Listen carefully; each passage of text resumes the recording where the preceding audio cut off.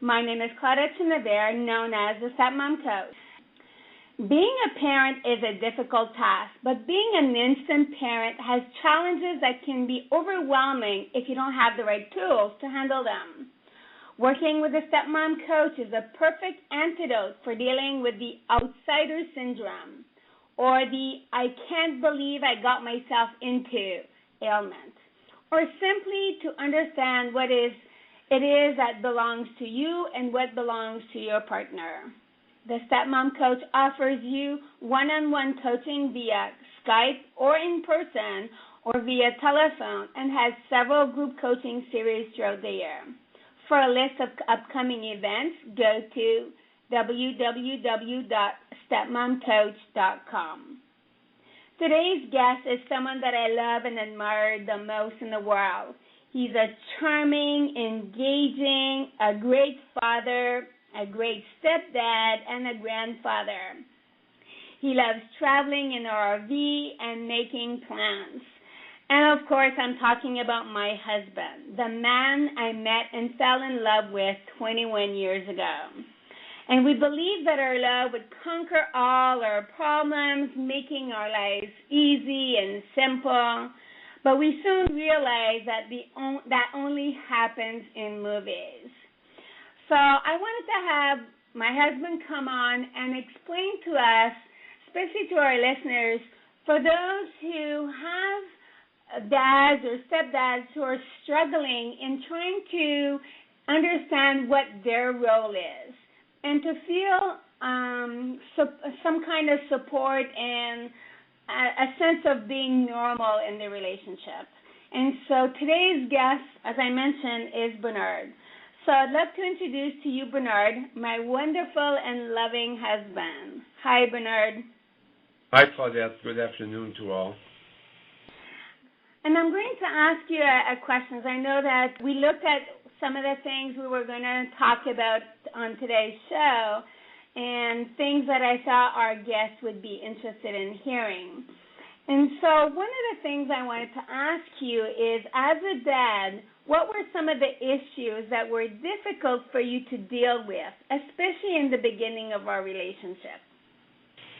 Okay, thank you. Well, what was difficult to deal with in the beginning, quite honestly, was you, If you think about it from the kid's perspective, after I got separated from my first wife, I had a period where it was just me and the kids when we'd get together on the weekends, and then after I met you were in the picture, so that added a person to the mix, and that presented some challenges, and that was difficult to deal with, and it took some time to adjust to that.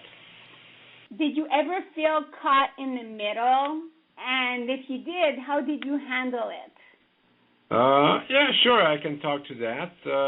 Maybe the last question first. How did I handle it? Well, not very well. I think if it was to happen again, which hopefully it will not, I'd probably do things different. But, at the time, I thought I was really caught in the middle because I obviously had strong interest in you, but I felt lack of support from my family and my own children. So, which I can understand, you bring a new person a picture, your parents think, well,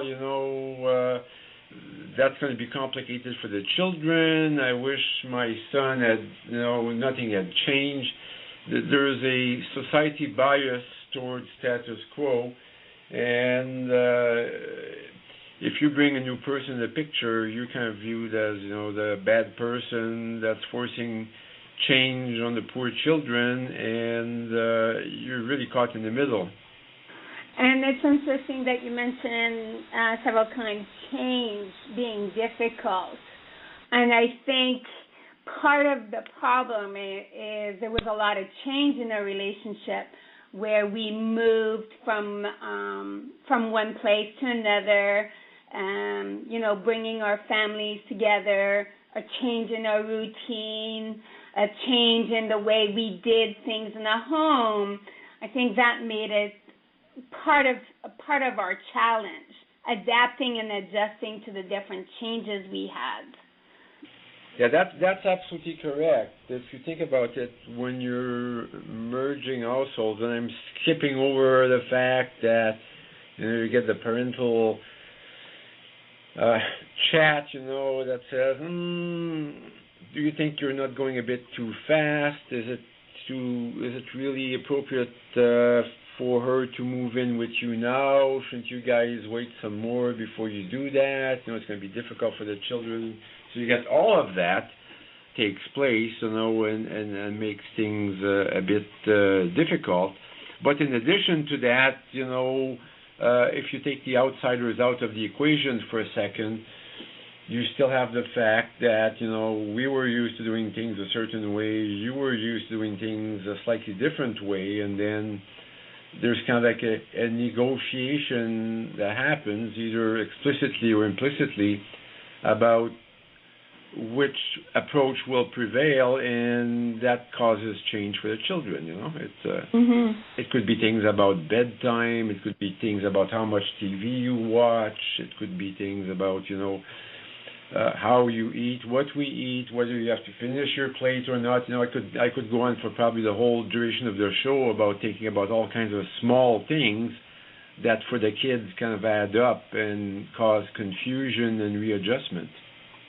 And it's true. Those are a lot of those things, even though you mentioned they're small things, when you accumulate each individual quote unquote small things, it adds up to be a lot. I mean, we did have to negotiate TV. We did have to negotiate meals, timing. How do you eat? Do you finish your plate? And those were approaches we were different because we were raised differently. We brought into our family our own ways of being raised and to coming together. Yeah, it goes on and on. Do you have to eat your veggies? If you didn't eat your plate, you get dessert anyways. And on and on and on.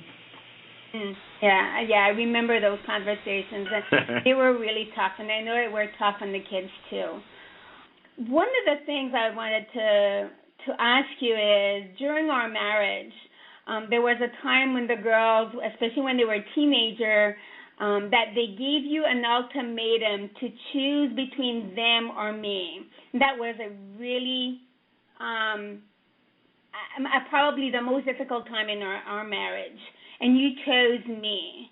Can you share how difficult it was for you then to make that decision? And Sure. And maybe just to correct the statement you made when you say I chose you, that clearly is the case, but it's not choosing as if it was an exclusive choice, in the sense that I chose to continue my relationship with you in parallel with continuing my relationship with the children. So it was never an either-or situation.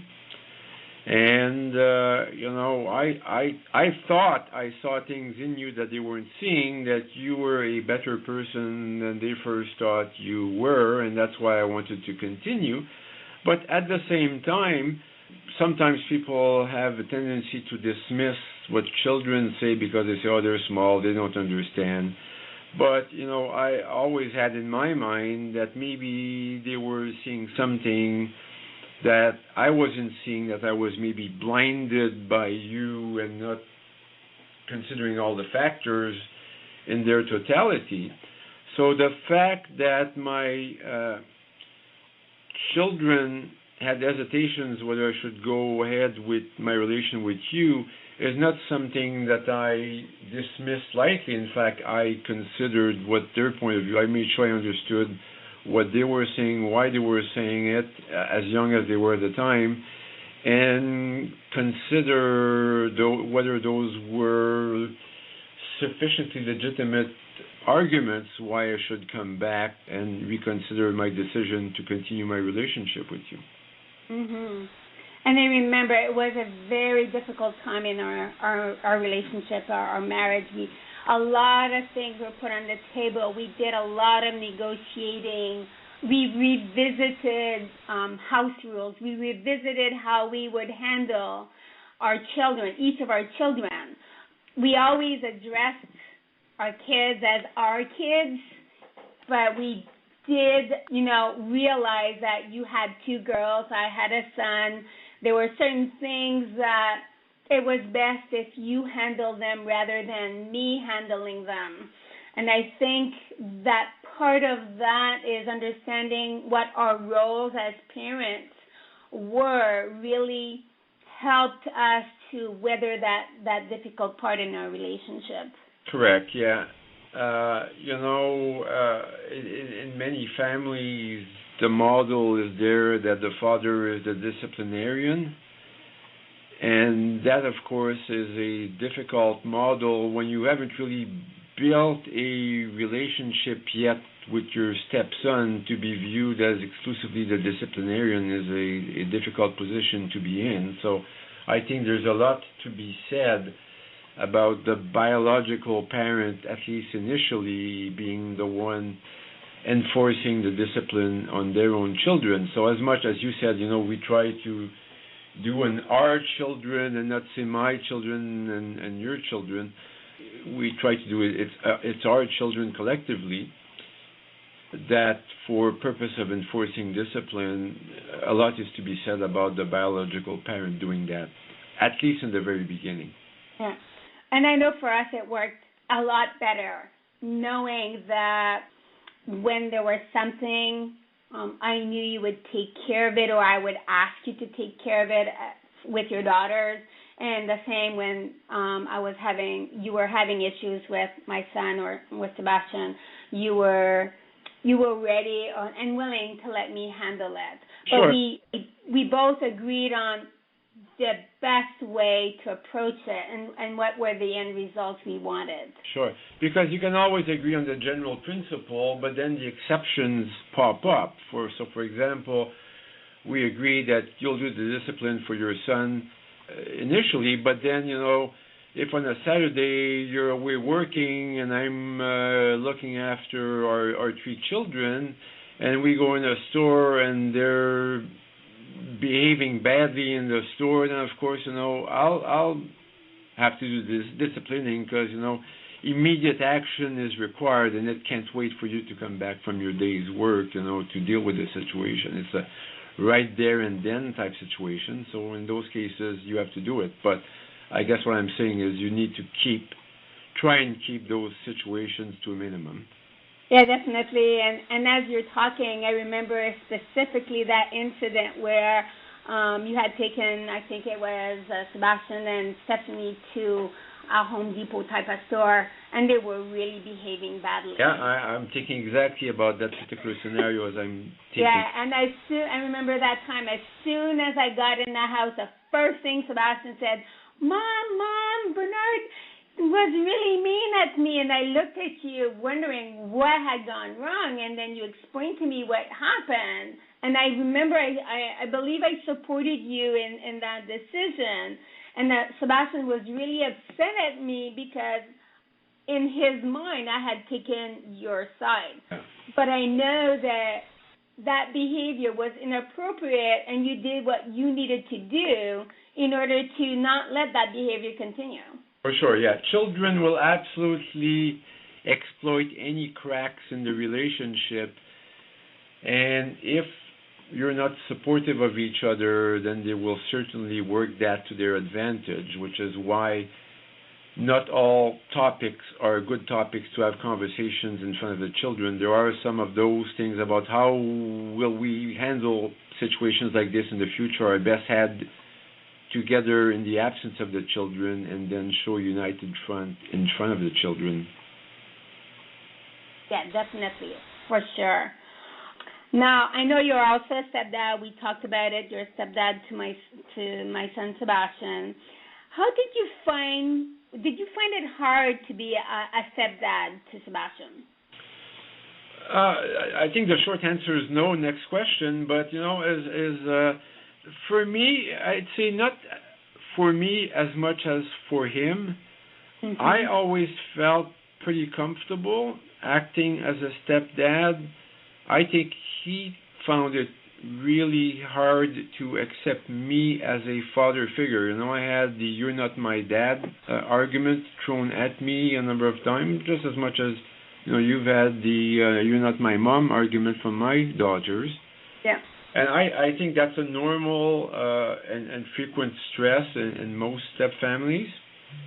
And that's just a reality of how things are. So.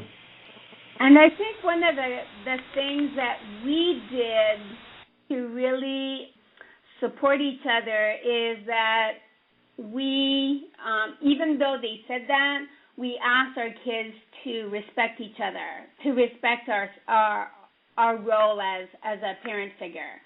And so we would say, I would remember saying, yeah, it's true, I'm not your mom, but I am in charge of this household. I'm in charge of taking care of you. I'm responsible for your well-being. Therefore, there is some respect demanded or expected in this household in regards to me or you. Correct. And so I think that helped to make it more acceptable. But I definitely agree. I think that Sebastian had maybe a bit more challenges in seeing you more as a father figure because his father wasn't a very present person in Sebastian's life. And somehow I think he was trying to reach for his dad and wanting to have his biological dad more present, being angry at not having him there. I think he sort of deflected that on you because you were the closest available father figure he could use. Yep. Did you ever feel threatened or in conflict with my ex? Because, I just mentioned we didn't have him a lot, but did you ever feel as if my ex was a threat to you or? Oh, I was going to say not really. In fact, I should probably say I've never felt threatened. My reaction towards your ex was more like, what were you thinking? But, as an individual, I have to say he's been supportive that his son should listen to me, to us, so it's never been competitive between he and I. In fact, the few times we've met, and when exchanging the kids, so for example, if Sebastian was going to spend a couple of weeks at his dad's during the summer and I was there during the handover, we'd be able to talk and be pleasant, I've got nothing against him, and I don't think he's got anything against me, and it kind of worked okay. And I think that probably felt weird to Sebastian that we'd talk just, but that's just the reality of it. And I agree with you. I think Sebastian was more uncomfortable with the idea of you having a good relationship with his dad and being able to talk with him and, discussing different things. Sebastian, seeing this, he didn't know what to do. So I think in all of this, Sebastian was probably the person who was the most uncomfortable with this conversation. Absolutely. Mhm. I know that myself as a stepmom, especially in the beginning, I felt really insecure and out of place in our relationship. I struggled a lot in trying to find a place in our family, in our marriage, in the house. And so what are some of the things you did that worked well to support me and to improve our relationship? Well, I think the question kind of contains the answer. What worked well is that I supported you. Yeah, but how did the family, my family, is no secret, wasn't immediately welcoming of you. And the result, and the children as well, so we obviously had issues. In the early days, it felt like every time I'd walk in the door coming back from work, I'd be assaulted by, what that day's problems had been, and immediately be put and confronted with conflict, which when you just come back from a hard day's work is the last thing you're interested in. So I'm not one for sweeping problems under the carpet. I think problems need to be dealt with. But I'm also a strong believer that for a relationship to work, there needs to be more positive experiences than negative experiences. If it's all negative, then you kind of dread coming home and you dread seeing your spouse again because you know you're going to be bombarded with problems. So what that means in practice is being adult enough to be able to park issues and be able to have conversations about, what went on today, what good things happened and some positive things, and hold off until later to deal with the issues when it's the right time, when the kids are not sitting at the dining room table, and when we can have a calm conversation about it. And for us, I think what we found was a good solution for that was having scheduled meetings. So I know that, on the weekend when I didn't have to work, we'd sit down, just you and I, and talk through some of the issues that happened in the week and what we do different going forward to avoid those from happening again. Mm-hmm. And we knew, or I knew that, that was a small part of the overall week, and those meetings made a difference. And that the rest of the time, was kind of like a more happy time, and that worked for me. I think it worked for the whole family that way.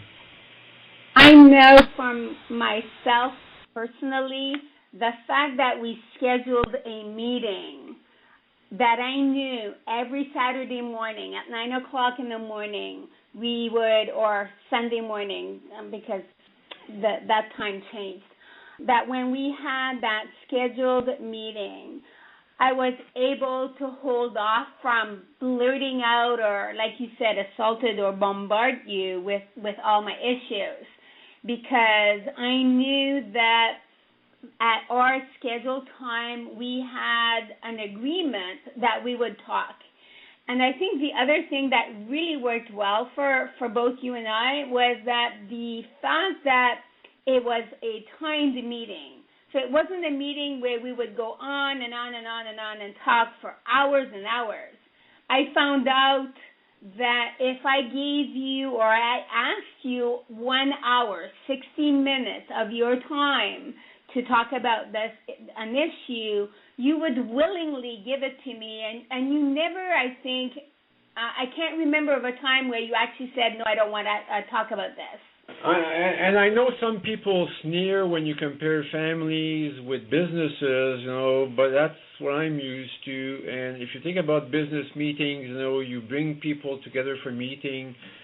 You have a finite amount of time to have that conversation. So you kind of go, with the cliche 80-20 rule. You start with the most important things first. So you need to plan what it is you're going to want to talk about and what are the most pressing problems to solve.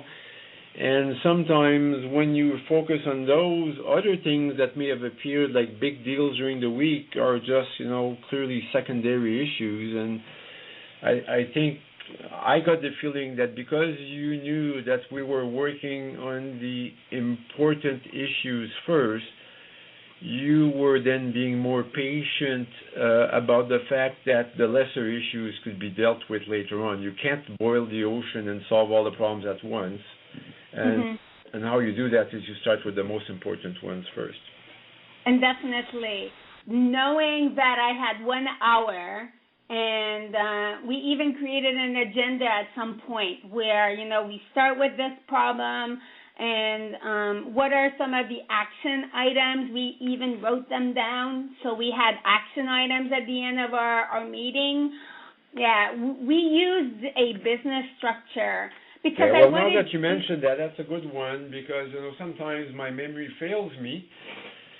And just like when you have a business meeting, you'll write meeting notes at the end and distribute those. We weren't that formal, but sometimes when we reach points that we thought we agreed on something that was really important, we wrote it down and we both signed our names. And I remember in a few instances you pulling out those documents and said, well, that's not what we agreed.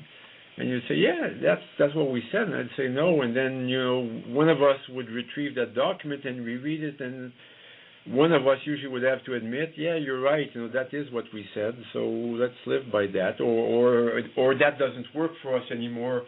Let's talk it over again and let's change what we had agreed back then. But yeah, definitely. And what reminds me is about the holidays. We often had issues around the holidays. Where would we spend it? How much money would we be spending on gifts? So we wrote those things down because you're right. Our memory is not perfect.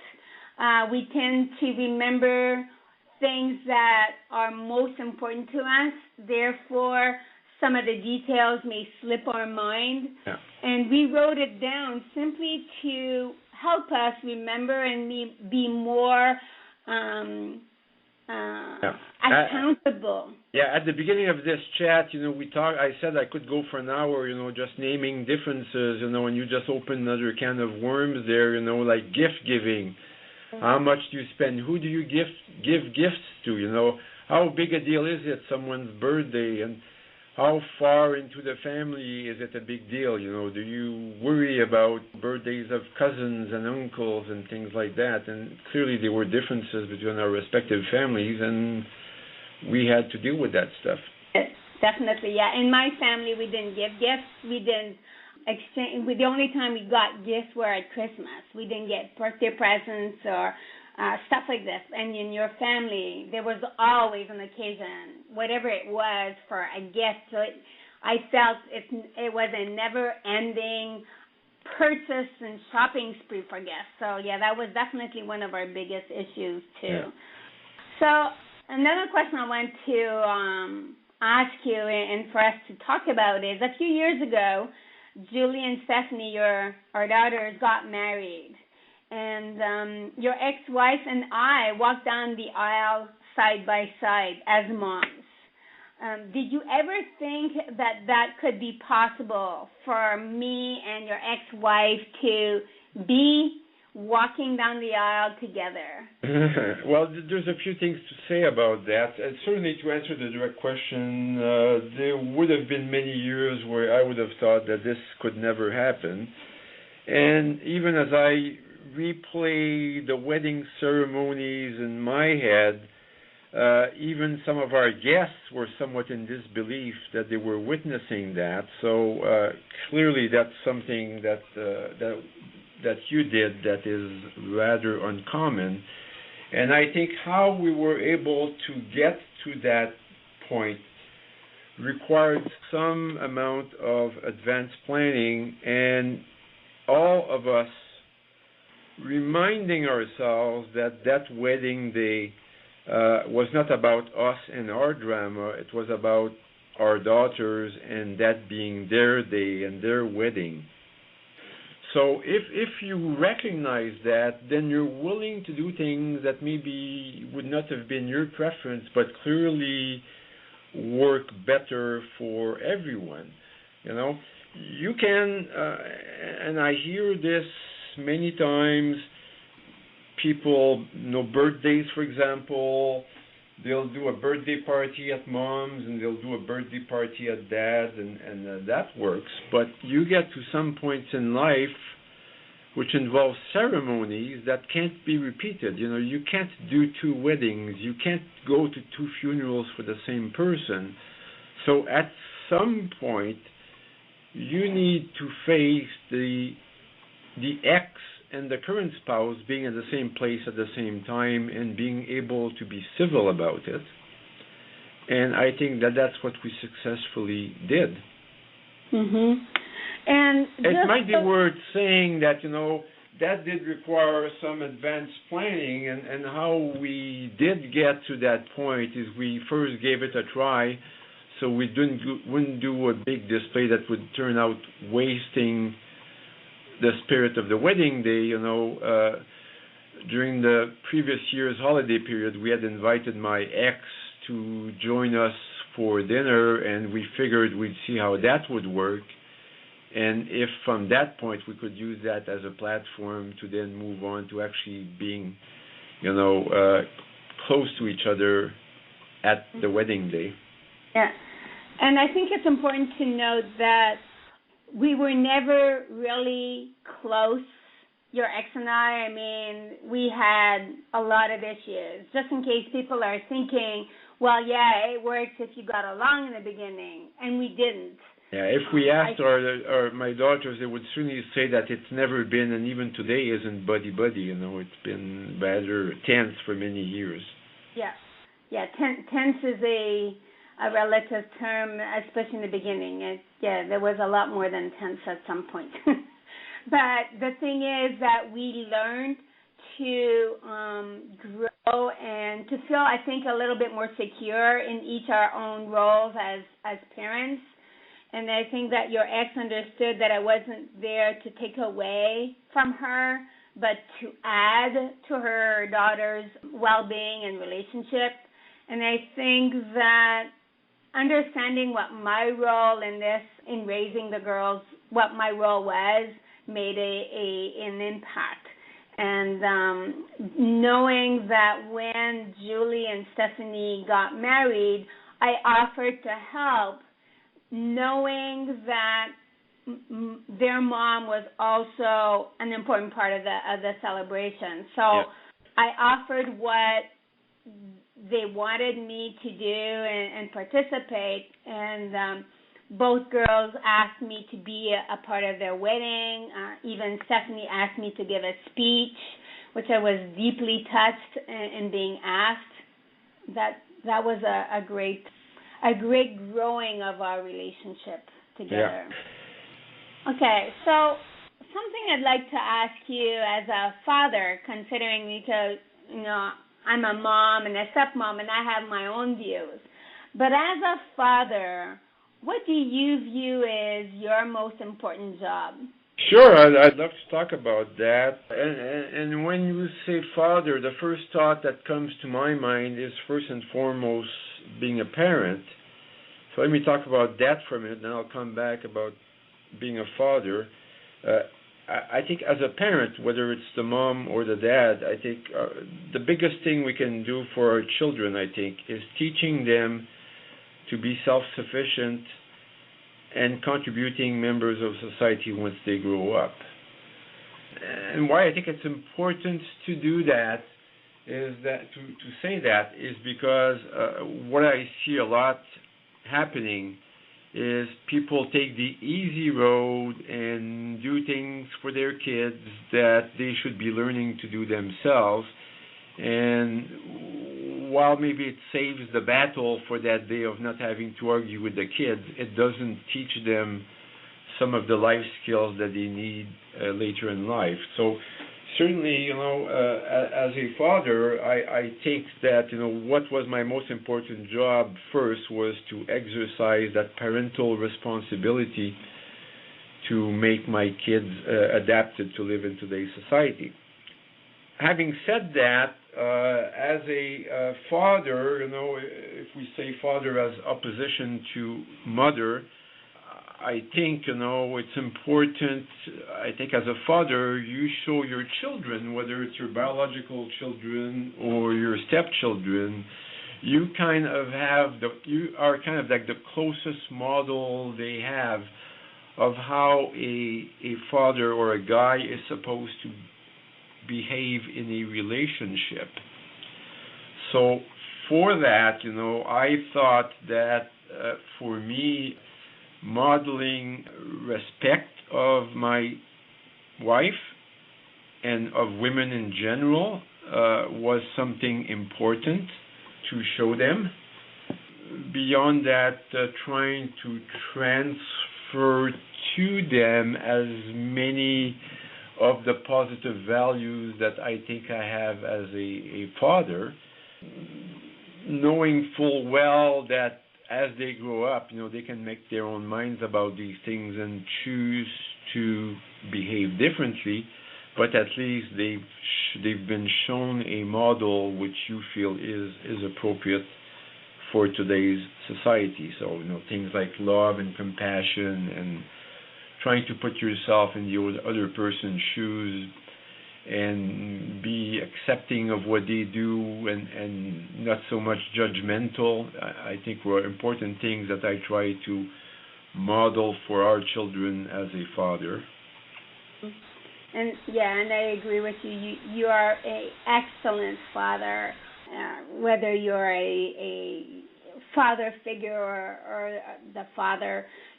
That is one of the things that attracted me very much to you, is the idea of raising our children, because that's the one thing we had in common, raising our children to be self-sufficient and contributing members of society.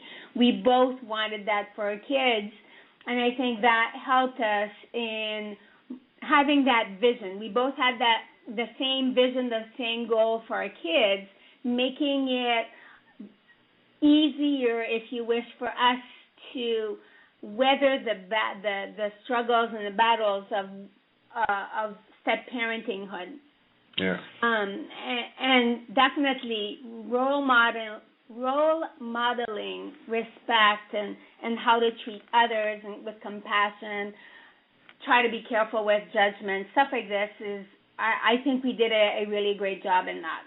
Of course, we're not perfect. There are days when we feel like we want to judge others. We just, there's times when we get angry and upset. But I think overall, we continue modeling this.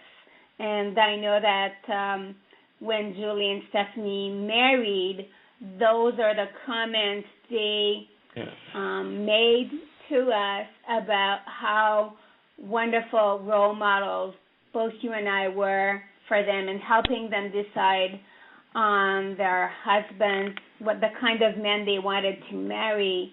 Yeah. And they weren't willing to take just any kind of man. They were willing to wait for the right kind of man that would take care of them the way you took care of us. So. Correct. Yeah, another point I probably should have made is that as a father and parent, I thought it was also important to teach our kid to decision making. Mm-hmm. Because as adults, we make difficult decisions all the time, and I think it's important to start teaching that to children in an age-appropriate way, from a very young age, and making the decisions more and more difficult, as you go along, So when they're very young, they're very easy decisions, but, as they get older, they get to do more difficult decisions. So, for example, I'm taking, for example, when we had decided our kids always wanted to buy clothes and stuff, that they saw their friends have, and they thought that, we should buy them more. And we said, okay, we're going to give you guys a budget. And you can buy whatever you want in terms of clothing, but, you've got the budget you got. So they had to decide how they would spend it, and if, buying that expensive pair of shoes consume 100% of your budget for that month, maybe a lesser pair of shoes was good, because then you could buy these other things. Or maybe those shoes were important enough to you that you'd buy the shoes and then wait for a month to buy the other stuff. But, those are the decisions we make as adults all the time. Am I going to have the expensive house, or am I going to have the expensive vacation, or am I going to eat in expensive restaurants all the time? And as you remember, we told our kids, you can probably not do all of those things, but you can certainly do one of those things, if you know which one's important for you. So you make the decision what's important for you, and fund those things appropriately, and then do it less for the other things, unless you're able to grow your revenues. So we see adults today that have difficulty demonstrating those skills, and it was certainly important for us to teach those things to our kids. Definitely. And I know that even though we taught decision-making to our kids, it doesn't mean that we agreed with all their decisions. What was important for us to do is to learn to step back and let our kids live the consequences of those decisions. Even if we didn't agree with them, I think we were able to support them no matter what their decisions were, unless it was life-threatening or something of that nature. We would never let them. And that's what I was thinking when I said age-appropriate decisions. So, you put decisions they can make in front of them that will never, put them at risk in a way that they wouldn't be able to appropriately judge ahead of time. So. Exactly. Okay, so as a husband, and so we talked about being a father, so as a husband, what do you think is your most important role? Well, I like to think that I'm quite progressive in my thinking in general, but when it comes to that one specifically, I think I'm very much of a traditionalist. I feel, my role is to provide for the well-being of my family, and that's just, I guess part of my upbringing that stuck with me. And you know what? That's what I love about you. I tend to think of myself as a very liberated woman, and being able to do anything without the help of anybody. So I tend to go forth and never ask for help. But one of the things that I learned with you was that I could trust you and depend on you for certain things, so that I didn't have to do it all alone. And then as a husband, I learned or as a wife, I should say, I learned that you were there for me to provide for me, that I didn't need to do it all or be superwoman. And I think both together we learned what we were able to do as husband and wife, negotiate our roles in the home, and I think we also grew in sharing those roles. Yeah, absolutely. You do a lot in the house, in the home, for the home and for the children when they were back home. And I think that's typical of many families where, the mom tends to do a whole lot more in the house than the dad does. But as you know, I've always tried to do my fair share. I'm not saying I've always done as much as you have, but certainly do my fair share. And I think we've worked out over the years a good split of responsibilities, so we're not stepping over each other all the time, but yet you feel supported, and I'm doing things that kind of allow you to also have some amount of free time for yourself. Definitely. I think the fact that we negotiated what we needed to do in the home, and you were willing to support me and help me, I think that makes a huge, huge difference. The chores in the house weren't gender specific. Actually, you're the one who does the dishes a lot more than I do. I mean, you're my dishwasher expert when it comes to this. Even though I don't always agree, you're still the expert in the dishwashing area. We still have discussions about how to place the dishes in the dishwasher. Yeah, after 21 years, we still have that conversation, and I think we'll never get over that conversation. But I think we honor and respect each other and what we can provide for one another, and those are great role models for our kids. Yeah. Our kids see us interacting. But many of the kids we've talked about so far, even though this is like a step parenting discussion, I think it's important to note that many of the things we've talked about over the last 45 minutes are really parenting issues as opposed to step parenting issues. There's a layer of complexity added on top as a result of being step parents. But many of the things we've had to deal with are just plain old parenting issues, which even a nuclear family, where no divorce has ever happened, would still have to deal with those things. And I think a lot of people are having difficulty separating what are just issues about bringing up children in society versus issues that are specific to step families. And you bring a great point. I mean, a lot of our issues are about parenting in general. Where some of the issues come into play is when we have another parent tell us, no, you can't do this. Yeah, the two parents walking down the aisle, that's certainly step-parent specific, and the other parents saying how things should be done, that's certainly an issue. We talked at the beginning about how we had to renegotiate some of our rules between you and I because we do things in my household that are different from how you do them in your household, and at least you and I could talk about those things. But if you think about it, you and my ex are not in a position where you could have conversations about that, and therefore, if we chose in some ways to do things that look more like how you would do them than how I used to do those, that looked to my ex as something that was imposed on her children that she had no input on, and where you were causing things to be different from what they had been in the past, and there was no easy way for that dialogue to happen. So. No, that's true. I mean, one of the things to think about is what's in the best interest of the kids.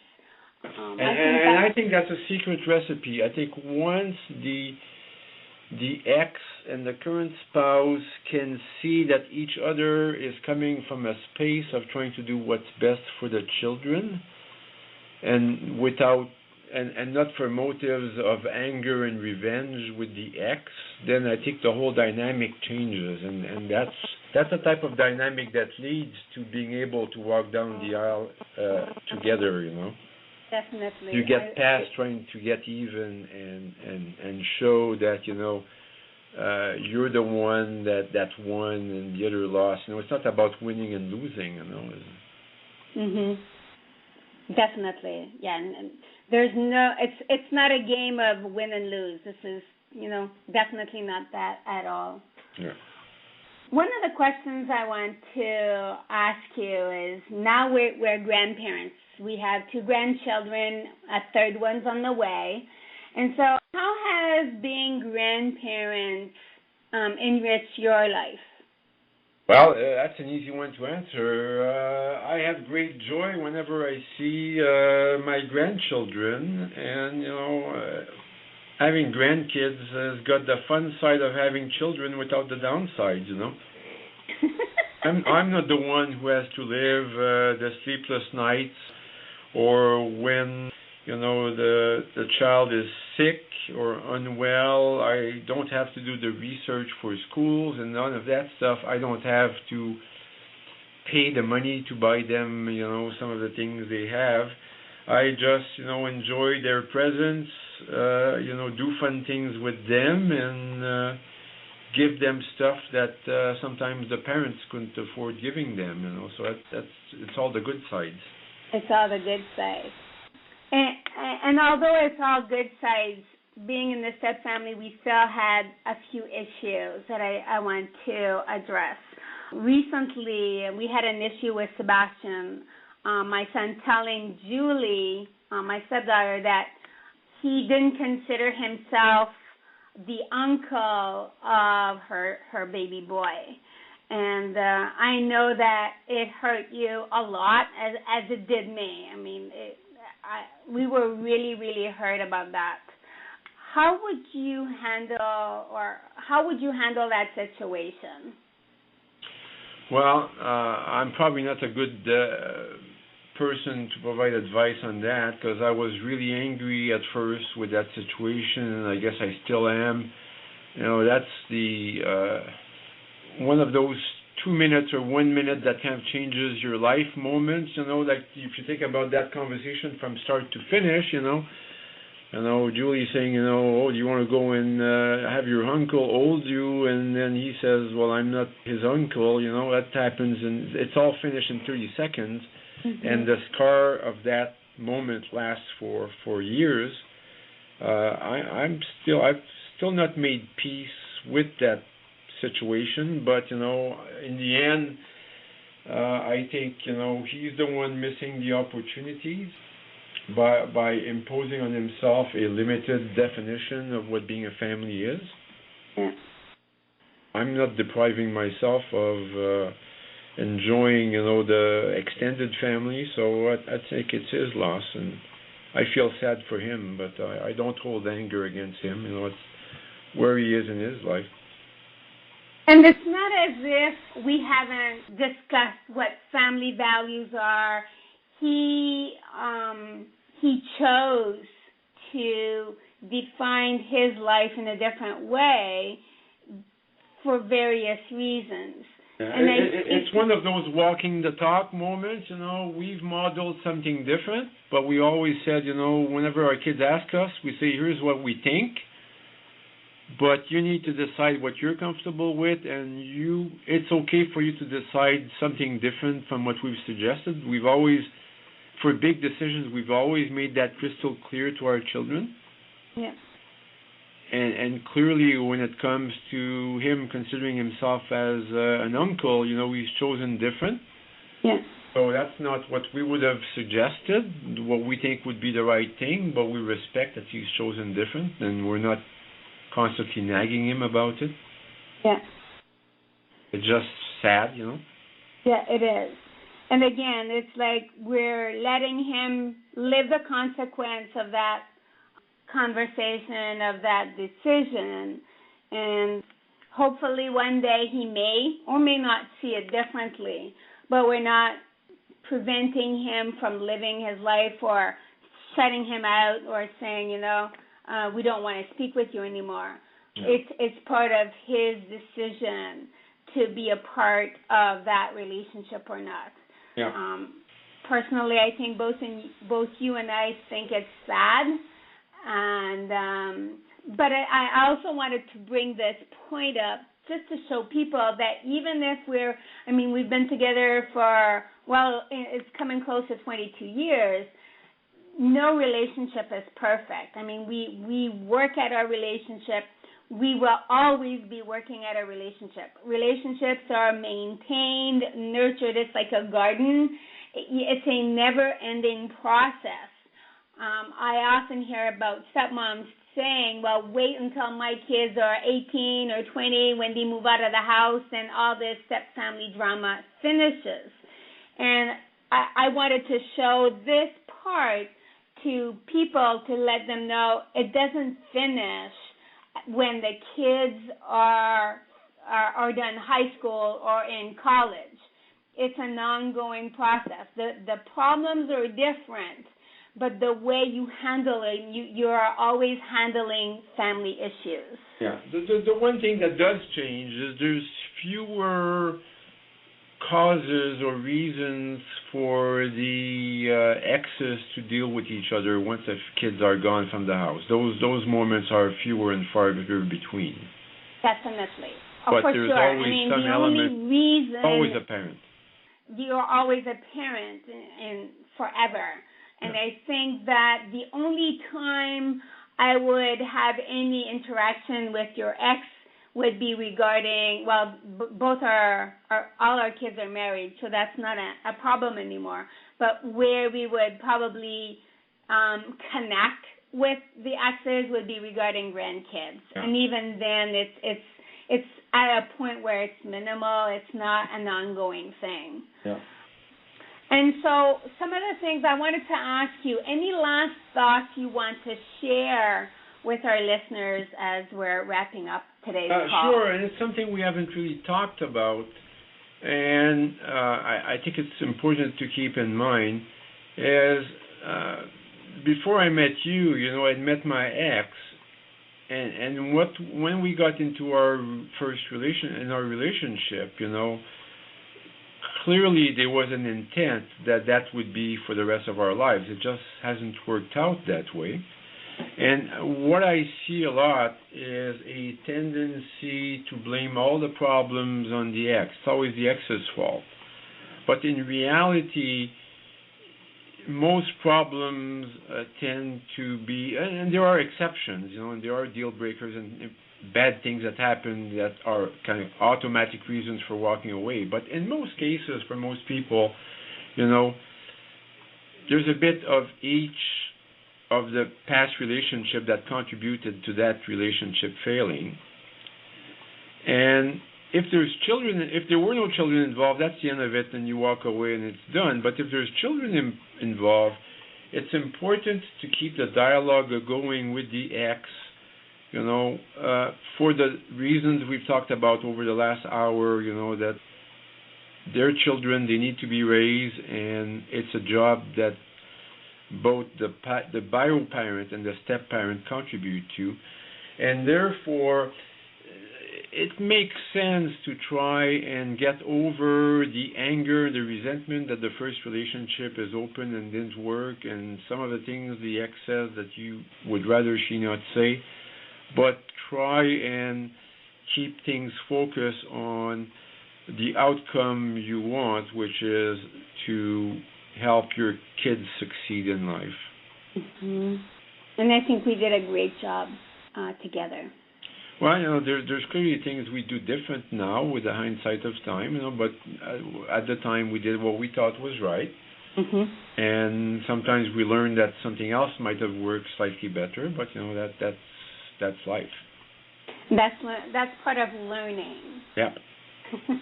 And then we're able to teach our learning to other people, and hopefully they will learn from our experience too. Correct.